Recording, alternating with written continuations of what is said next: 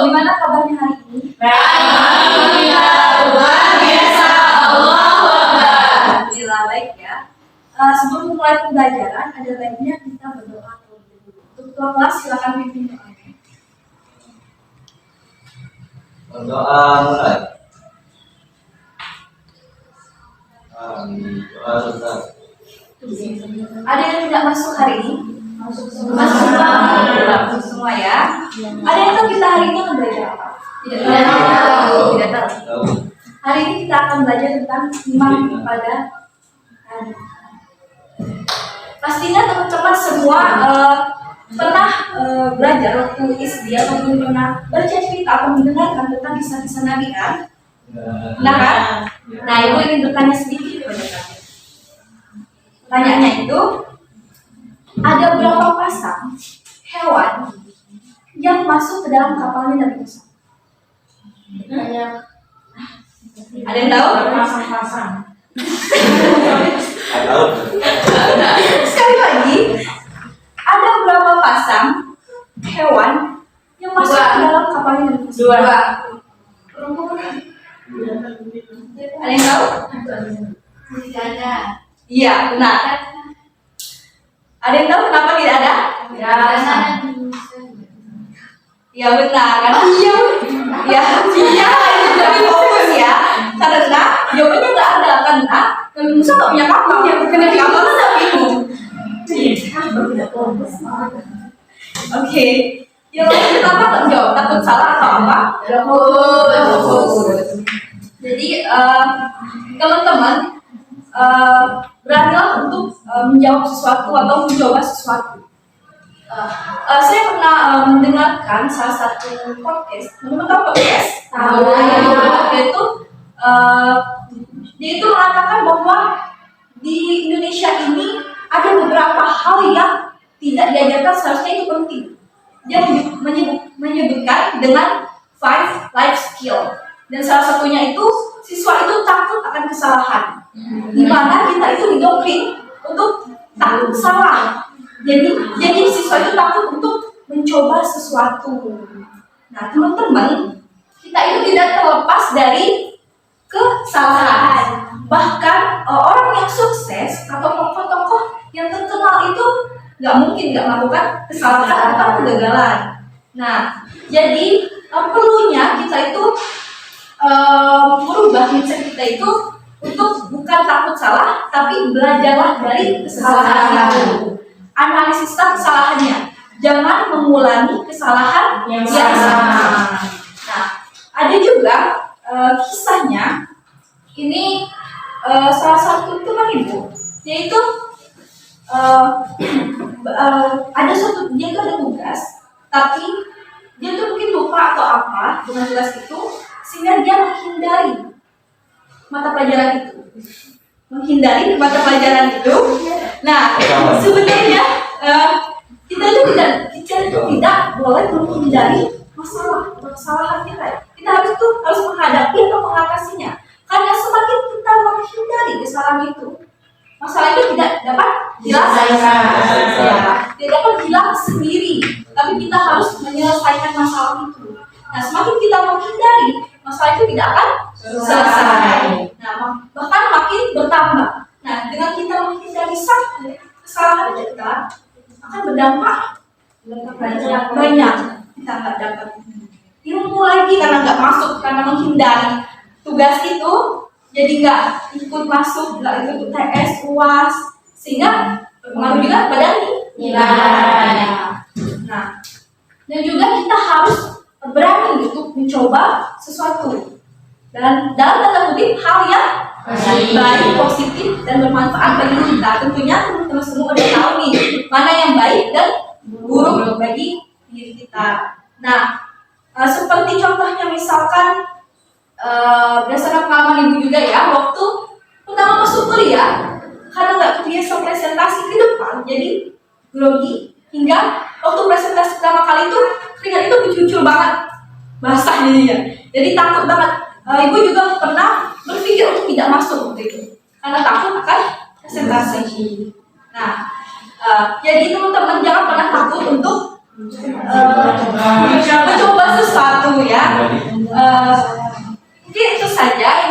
sampaikan. Semoga bermanfaat untuk teman-teman semua apa yang Ibu sampaikan. Ibu akhiri, wassalamualaikum warahmatullahi wabarakatuh. Waalaikumsalam. Assalamualaikum warahmatullahi wabarakatuh. Waalaikumsalam warahmatullahi wabarakatuh. Ya anak, kemarin kita sudah membahas materi tentang menghindari akhlak tercela. Nah, kita mengulas kembali sedikit. Ibu ingin bertanya kepada anak-anak semua tentang materi yang sudah kita pelajari kemarin. Ibu ingin bertanya kepada Naya. Naya, apa saja akhlak tercela itu? Hasad, dendam, ghibah, fitnah, dan namimah. Iya, benar. Nah, akhlak tercela itu ada 5. Yang pertama itu hasad, yang kedua dendam, yang ketiga ghibah, yang keempat fitnah, dan yang kelima itu namimah. Nah, yang pertama itu hasad. Hasad itu berarti adanya perasaan tidak senang terhadap nikmat yang diberikan Allah kepada orang lain. Nah, itulah pengertian dari hasad atau saya disebut dengan mendengki. Kemudian yang kedua itu dendam. Nah, dendam ini adanya keinginan yang kuat untuk seseorang untuk membalas kejahatan dari orang lain.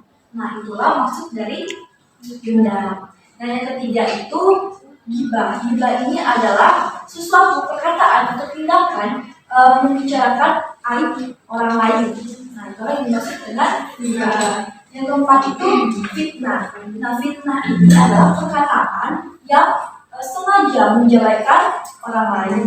Nah, itulah pengertian dari fitnah. Dan yang terakhir itu namimah atau adu domba. Nah, namimah atau adu domba ini adalah perkataan atau menyampaikan sesuatu yang mungkin tidak disenangi oleh orang yang menyampaikan ini. Nah, itulah yang dimaksud dengan namimah atau adu domba. Kemudian ibu yang bertanya kepada Ami. Nah, Ami, bagaimana sih ciri atau contoh dari sifat hasad atau dengki ini? Adanya kebencian dari diri seseorang.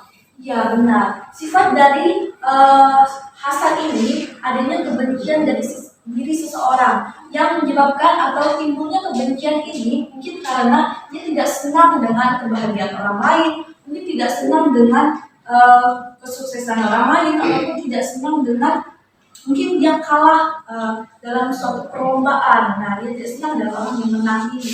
Nah, gimana cara kita menghindari sifat itu? Mungkin saja dengan cara misalkan kita ini ada melakukan perlombaan dan kita kalah dalam perlombaan tersebut. Kita harus menerima apapun yang terjadi pada suatu perlombaan tersebut. Nah, itulah cara kita menghindari sifat hasad atau dengki pada seseorang. Kemudian, ibu ingin bertanya pada Adel. Nah, Adel, bagaimana sih ciri atau contoh sifat dari dendam itu? Emosi. Iya, benar, memiliki emosi yang tinggi. Nah, orang yang memiliki sifat dendam itu memiliki emosi yang tinggi. Ia mudah tersinggung dengan perkataan, perbuatan orang lain kepada dirinya, walaupun mungkin orang itu tidak bermaksud untuk menyinggung orang tersebut. Nah, bagaimana cara kita menghindarinya? Dengan cara mungkin kita tidak cepat mengambil hati perkataan atau perbuatan orang lain. Nah, seperti itu cara kita menghindari sifat dendam.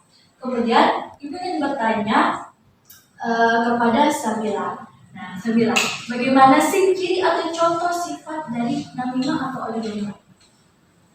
Contohnya itu adanya sifat dengki dan iri pada diri seseorang.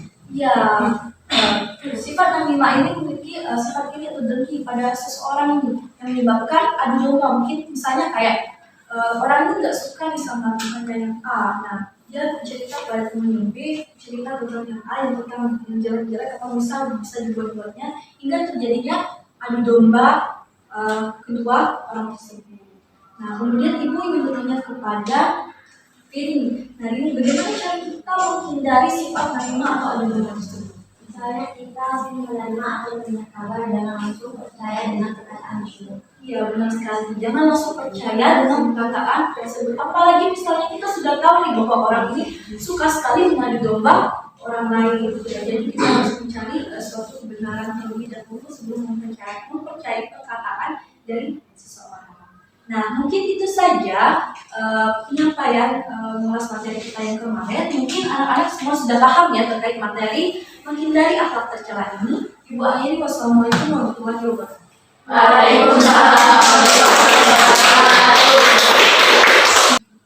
Assalamualaikum warahmatullahi wabarakatuh. Waalaikumsalam warahmatullahi wabarakatuh. Oke anak-anak, pada hari ini kita akan membahas tentang adab atau perilaku bagaimana cara kita bersosial media menurut pandangan Islam. Nah, sebelum masuk materi itu, kita kembali bahas yang kemarin kita bahas itu tentang menghindari sifat atau perbuatan tercela. Nah, perbuatan tercela itu ada 5. Yang pertama itu hasad, yang kedua dendam, yang ketiga fitnah, yang keempat gibah, dan yang kelima itu namimah. Nah, ada yang tahu hasad itu apa? Ya, hasad itu sifat dengki, rasa tidak senang atas apa yang terjadi pada orang lain. Nah, kita harus menghindari sifat itu dengan cara bersyukur. Iya, benar, dengan cara bersyukur. Yang kedua itu sifat dendam. Ada yang tahu dendam itu apa? Tidak suka. Ya, tidak suka. Atau memiliki sifat yang kayak orang nih jahat ke kita, terus kita membalasnya. Nah, yang ketiga itu sifat gibah. Nah, gibah ini sering ya dilakukan oleh orang. Nah, sifat gibah ini perbuatan tindakan yang membicarakan orang. Tapi ada yang ngomong gini, tapi ini fakta loh, yang aku ngomong ini fakta. Tapi lebih baiknya kita tidak membicarakan atau menyebarkan orang lain. Terus yang keempat itu fitnah. Nah, membicarakan tidak sesuai dengan fakta yang ada. Nah, kemudian yang terakhir itu namimah. Apa itu? Namimah. Ya, mengadu domba. Orang yang suka mengadu domba, dia tidak suka nih sama orang, terus dia membicarakan hal yang tidak sebenarnya, sehingga terjadinya cekcok, pertengkaran antara kedua orang tersebut. Nah, kelima, hal itu harus kita hindari. Kemudian seperti fitnah, gibah, dan adu domba tidak hanya bisa dilakukan dilakukan secara langsung, namun juga bisa dilakukan lewat sosial media. Nah, lewat sosial media orang bisa gibah atau membuat suatu komunitas atau forum, kemudian dari hal itu terjadinya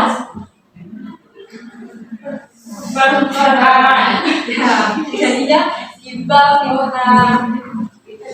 Ada yang tahu media sosial itu apa? Media sosial.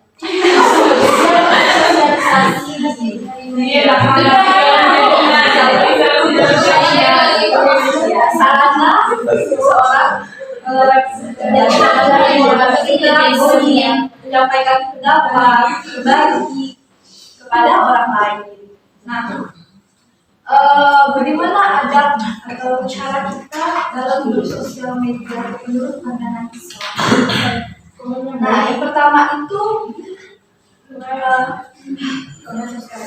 tabayun. Tabayun, mencari tahu kebenaran sebelum kita berkomen, menyebarkan berita tersebut. Namun ada juga kadang kita udah mencari berita, kita udah mencari bahwa ini benar, tapi ada juga kadang ujung-ujungnya berita itu hoax atau tidak benar. Nah, jadi dalam sosial media itu lebih baiknya kita lebih teliti lagi untuk melihat sebuah informasi atau kita ingin menyebarkan menyebarkan informasi tersebut kepada orang lain. Kemudian ini juga berkaitan dengan materi kita sebelumnya, yaitu jangan menyebarkan suatu fitnah, gibah. Kadang orang kan sekarang ini gibah itu ya mengajar banget, atau udah hal yang biasa.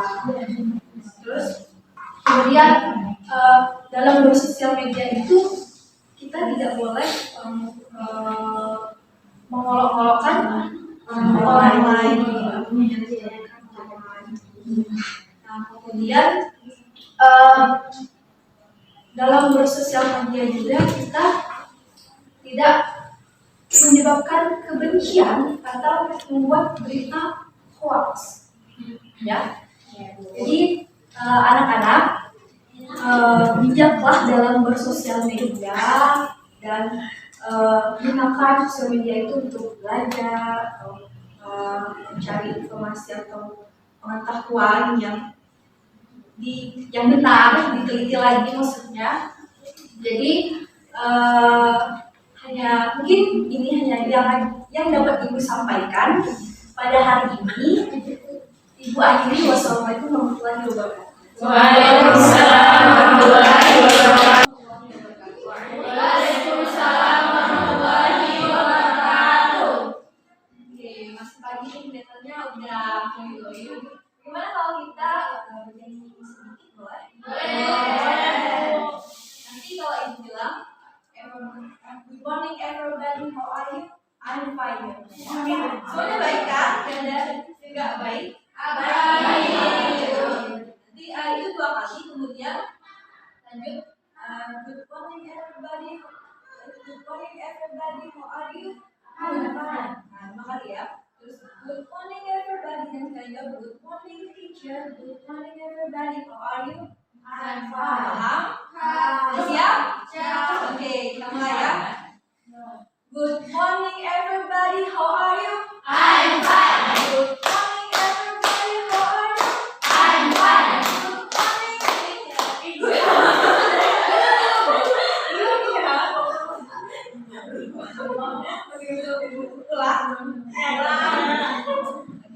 Good morning everybody, how are you? I'm fine. Good morning everybody, how are you? I'm fine. Good morning everybody. Good morning, teacher. Good morning everybody, how are you? I'm fine.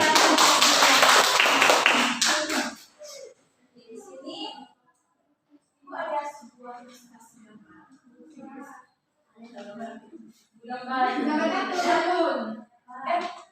Kejadiannya ya apa? Tentang apa? Itu apa? Nggak kelihatan Bu. Mancing. Main tablet. Oh, anaknya dikasih main tablet.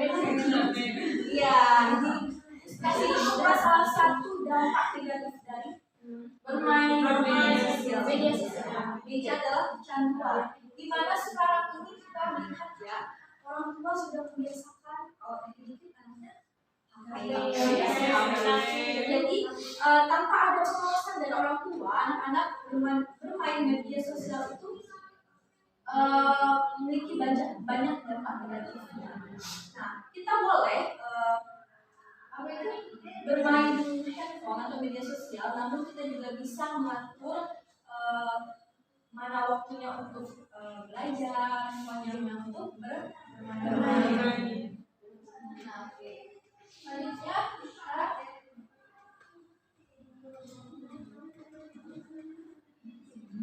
apa itu media sosial?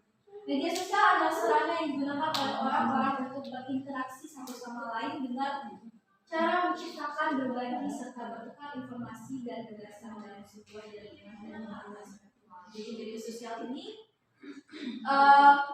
tempat untuk kita berbagi melalui jaringan online. Kemudian media sosial ini memiliki dampak positif dan juga dampak negatif bagi kita. Yaitu dampak positifnya yang pertama bisa dimanfaatkan untuk media promosi atau iklan dan pemberitahuan secara up to date. Nah, jadi media sosial ini memiliki dampak positif bagi seseorang yang mungkin buka bisnis. Nah,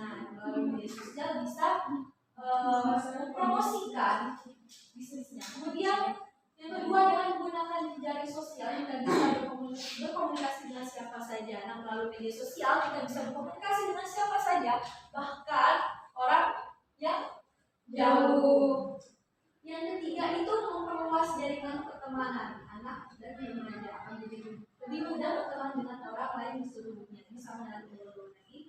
Dan kita bisa berteman dengan siapa saja melalui media sosial.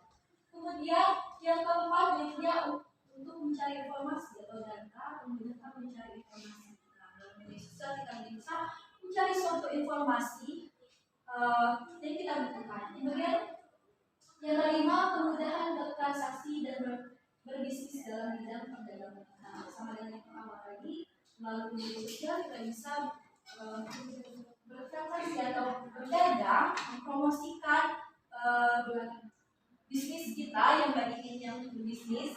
Kemudian selain yang positif dampak media sosial juga memiliki dampak negatif. Pertama itu kecanduan seperti sudah dijelaskan tadi.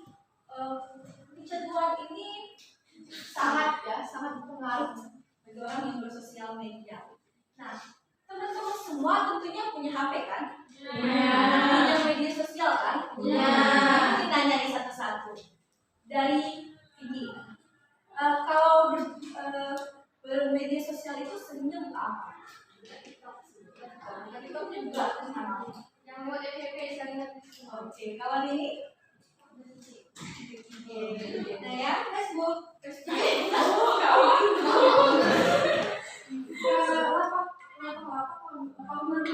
kita kalau Adel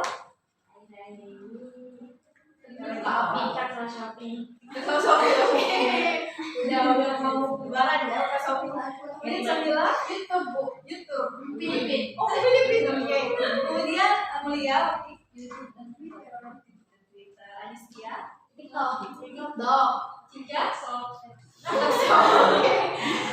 YouTube dan WA. Jadi ini YouTube dan IG. Ami IG. Oh, di rata-rata kalian buka media sosial itu apa sih? Dari informasi baru. Gabut. Oke. Iya. Kita senang untuk mencari hiburan. Kemudian sosial nanti juga kita harus bisa memanfaatkan media sosial itu bagi waktu jangan 24 jam scroll TikTok terus ya. Yang kedua itu berkurangnya perhatian terhadap keluarga. Nah, ini sering juga, apalagi kalau misalkan udah fokus sama HP masing-masing nih, udah nggak bicara lagi sama ibunya, udah saking fokusnya bermain HP. Itu bukan dampak negatif media sosial. Kemudian ketiga, seseorang yang menghabiskan waktunya di depan komputer akan jarang berolahraga. Nah, benar tidak? Benar. Sama HP, bukan scroll TikTok. Jadi kalau udah ada niat mau olahraga sore jadi males ya. Kemudian yang keempat kejahatan dunia maya. Nah ini sering banget ya. Kejahatan di media sosial itu udah banyak banget. Kemudian yang kelima itu pornografi, penipuan dan penjudian. Nah ini juga banyak sekali. Bahkan website itu udah pertama kita cari aja udah muncul sendiri ya. Itulah dampak negatif dari media sosial. Kemudian, nah etika kita menggunakan media sosial dalam pandangan Islam. Pertama kita dari cek dan dicek. Kita harus mengecek lagi suatu informasi yang kita dapatkan. Kemudian yang kedua itu menyampaikan informasi dengan benar. Ini sama. Yang ketiga haram menebar fitnah, kebencian dan lainnya. Jangan menyebarkan fitnah. Nah, keempat media sosial juga untuk amal waktu kalian yang punya kebebasan berekspresi. Kemudian yang kelima digunakan untuk mengolok-olok orang lain. Coba di sini menggunakan media sosial untuk mengolok-olok temannya. Ada boleh ya. Bahkan sekarang ini di Indonesia ini banyak sekali orang yang berkomen-komen negatif di media sosial. Nah, kemudian mungkin kalian bukan salah satunya ya. Enggak. Kemudian yang keenam menyebarkan kebencian dan membuat kita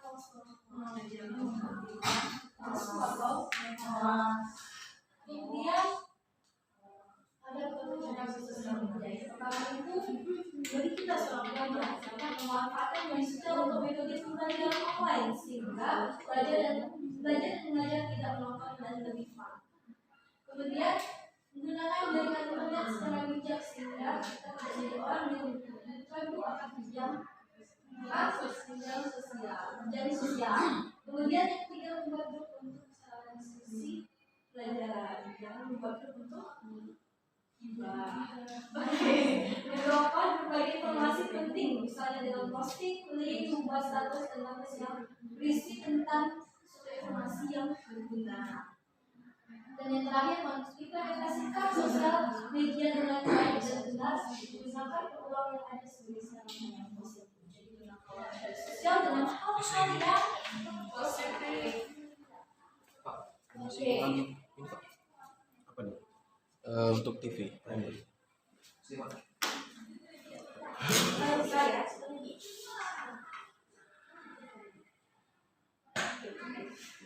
Oke, di sini kita akan diskusi berbagi dua kelompok enam orang. Kita akan diskusi sebuah ilustrasi. Nanti kalian kasih sebuah ilustrasi gambar. Kalian diskusikan, analisis apa kejadian ilustrasi tersebut, kemudian kasih solusi. Paham? Paham. Mungkin kita boleh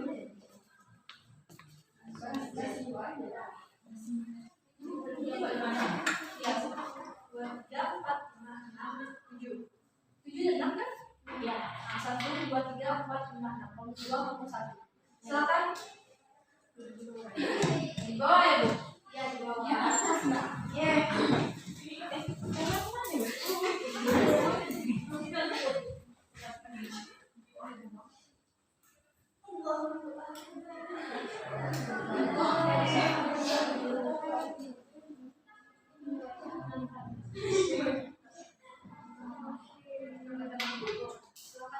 ya.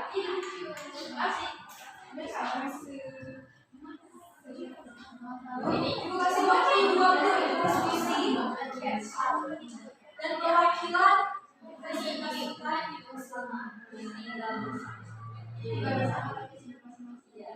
Kasih solusinya juga ya. Jelaskan ilustrasi tersebut, kemudian kasih solusi. Bagaimana tata cara kita menghadapi hal tersebut?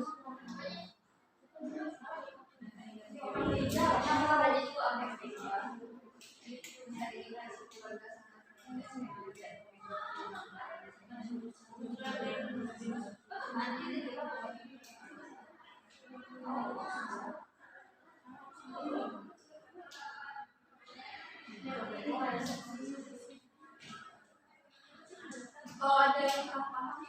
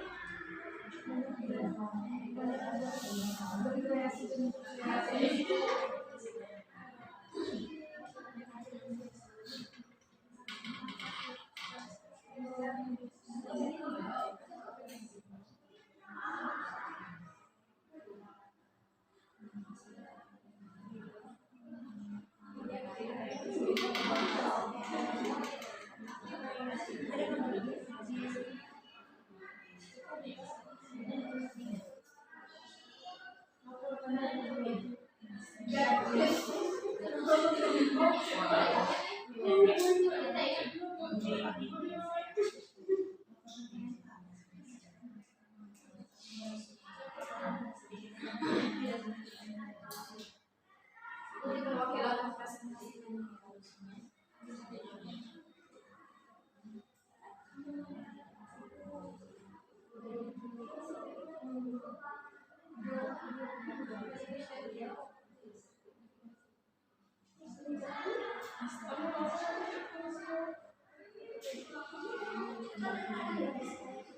Sudah?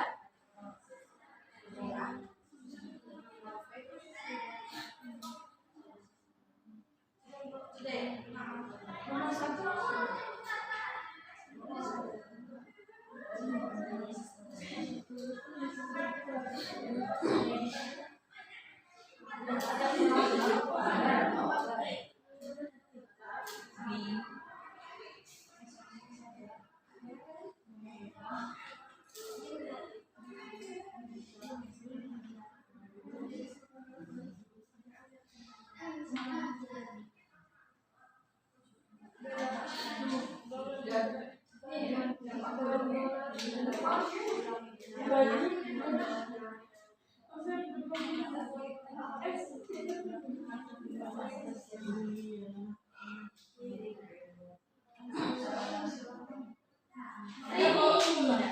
Oke, siapa yang mau maju? Satu.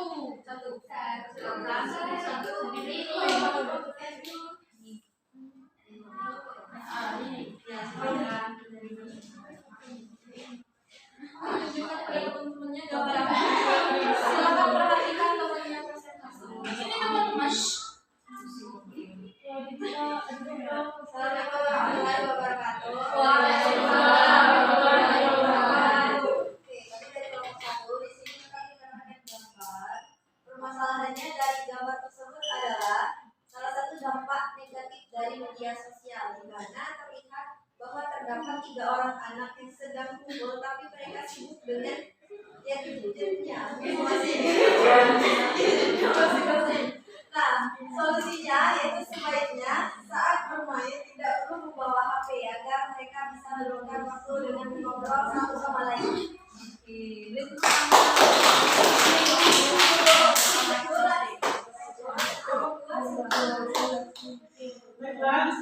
Assalamualaikum warahmatullahi wabarakatuh. Waalaikumsalam warahmatullahi wabarakatuh.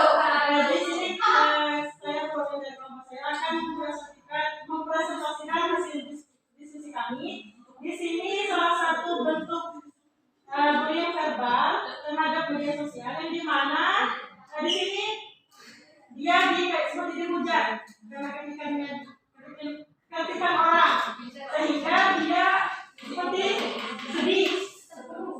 Ya, nah itu solusinya dari kami yaitu untuk si dia ini nggak tahu ya, pokoknya jangan pedulikan omongan orang lain, pedulikan diri sendiri, kemudian banyak melakukan kegiatan yang positif untuk menghindari pembicaraan orang-orang lain yang berdampak buruk terhadap si dia ini. Kemudian laporkan kepada pihak polisi. Ya, ada komentar yang ya itu diberikan kepada dia. Kedua mungkin hanya itu. Wassalamualaikum warahmatullahi wabarakatuh.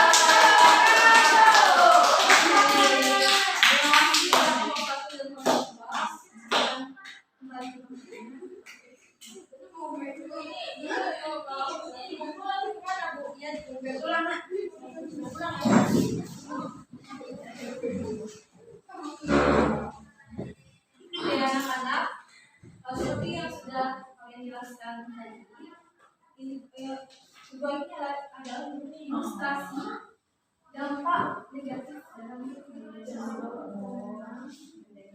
sibuk masing-masing dengan handphone, bukannya kumpul bicara tapi sibuk dengan handphone masing-masing.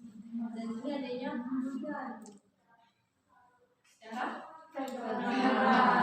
Oke, mungkin sampai di sini ya pembahasan materi kita pada hari ini. Terima kasih pada anak-anak semua yang sudah mendengarkan dan memahami materi pada hari ini. Ibu akhiri, wassalamualaikum warahmatullahi wabarakatuh. Waalaikumsalam. Assalamualaikum warahmatullahi wabarakatuh. Waalaikumsalam warahmatullahi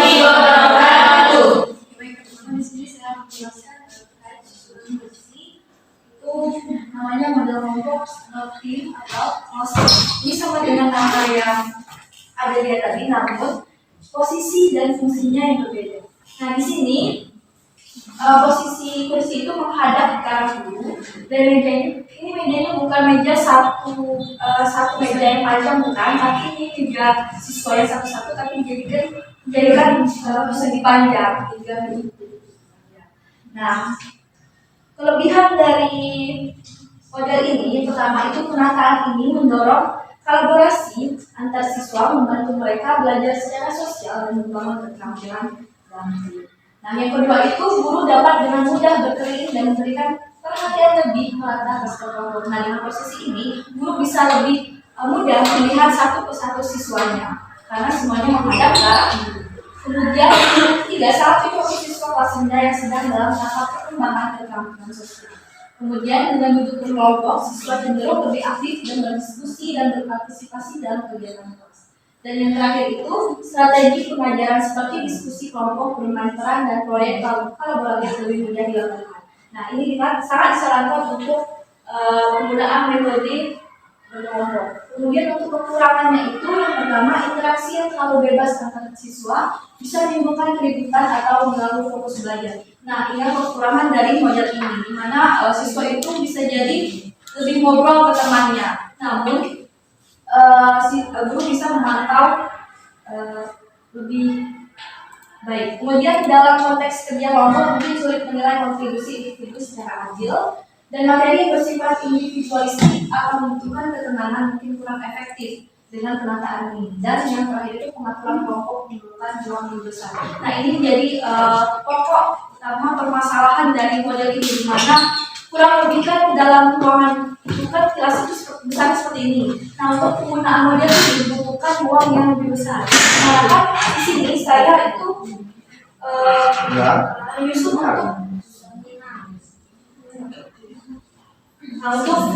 untuk 20 siswa atau sampai 25 siswa. Nah, untuk di atas jumlah siswa 25 ke atas itu kurang efektif, di mana ruangnya yang kecil itu sangat tidak memungkinkan untuk menerapkan model ini.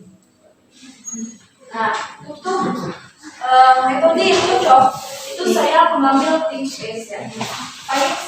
Nah, di mana bisa juga menggunakan metode seperti proyek itu bisa jadi mudah, tapi saya memilih ini karena apa? Nah, ini bisa menutupi kekurangan dari model ini, di mana dengan ini tim siswa itu berpikir secara individu. Nah, dengan berpikir secara individu itu jadi siswa itu lebih mengurangi siswa berbicara dengan temannya.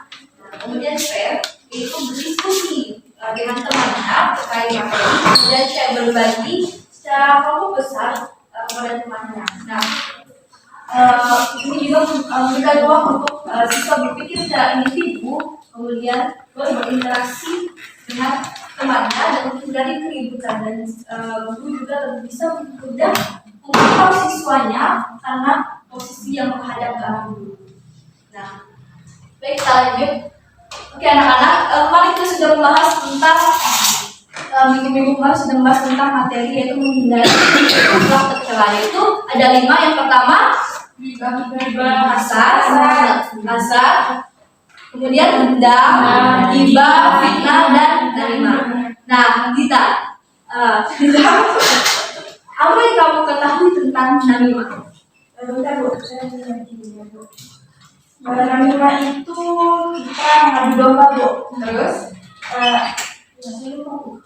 Oke, baik. Jadi pahami oleh kita bahwa namimah itu adalah adu domba. Orang yang mengadu domba orang lain, di mana timbulnya ada perasaan tidak senang terhadap orang lain. Nah, kemudian tadi Setia, apa yang kamu pahami terkait ghibah? Jadi Ibu, ghibah itu merupakan atau menggunjing, yaitu perbuatan atau tindakan yang membicarakan aib orang lain. Oke, baik. Mungkin semuanya sudah paham ya terkait dari akhlak tercela yang ada 5 tersebut. Paham? Bagus. Nah, materi untuk minggu depan kita membahas tentang masih menghindari akhlak tercela. Namun kemarin kita membahas tentang 5 akhlak tercela. Nah, minggu depan kita akan membahas 4 akhlak tercela yang selanjutnya, yaitu tentang anania, putus asa, gadab, dan sama. Nah, dan juga minggu depan ibu ada sebuah game kepada kalian. Nah, suka kan belajar sambil bermain? Suka.